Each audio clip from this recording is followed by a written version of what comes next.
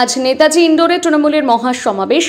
আজ বৃহস্পতিবার নেতাজি ইন্ডোরে মহাসমাবেশের চেহারা নিতে চলেছে তৃণমূলের রাজ্য সম্মেলন। সভা শুরু হবে সকাল 11টায়। প্রধান বক্তা তৃণমূল নেত্রী বাংলার মুখ্যমন্ত্রী মমতা বন্দ্যোপাধ্যায়।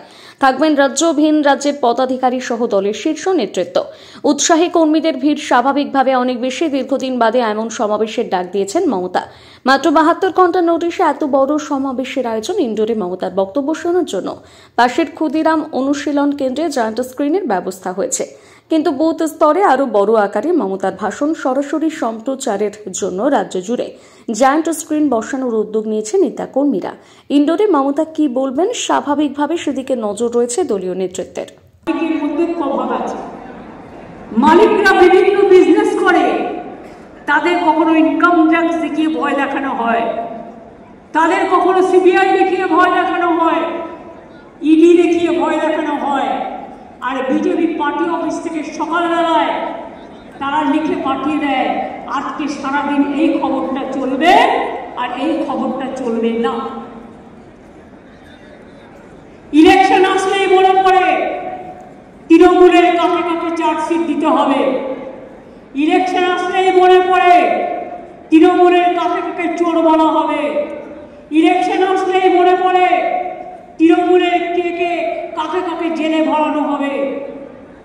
জেলে তো ভরেছেন অনেককে, কটা প্রমাণ করতে পেরেছেন আজ পর্যন্ত? লজ্জা করে না? আরজিকর কেসে আজ পর্যন্ত সমাধান করতে পারেননি। কেসের পর কেস চলছে, কোন মুখে কথা বলেন আপনারা? আর বাংলা মনে রাখবেন, একদিকে বিহার, একদিকে ঝাড়খণ্ড, একদিকে উড়িষ্যা, একদিকে আসাম, অন্যদিকে ত্রিপুরা, অন্যদিকে নর্থ ইস্টার্ন, অন্যদিকে উপর বাংলা। সব সামলাতে হয় আমাদের।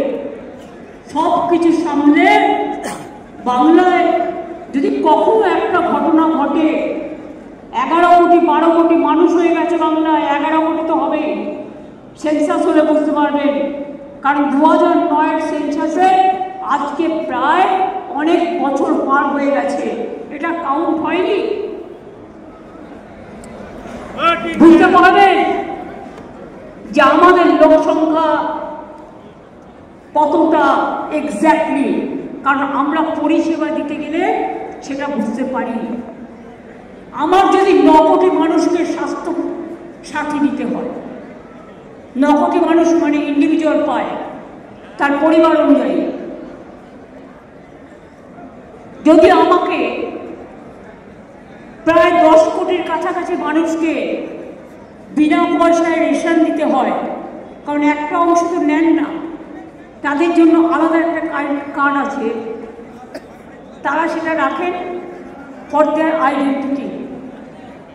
কাউন্টে তাহলে কি হচ্ছে বুঝতেই পারছেন, অটোমেটিক্যালি সংখ্যাটা পরিষ্কার হয়ে যাবে। কাজে বাংলায় আমরা যে কাজগুলো করি, আমাদের 97টা সোশ্যাল সিকিউরিটি স্কিম আছে। আমি অনেক সময় দেখি যখন আমরা চিৎকার করে বক্তৃতা দিয়ে বলি এগুলো, কেউ নজর রাখেন না, আর একটু কষ্ট করে কথাগুলো মানুষকে বলেন না। এটা ব্যাড হ্যাবিট।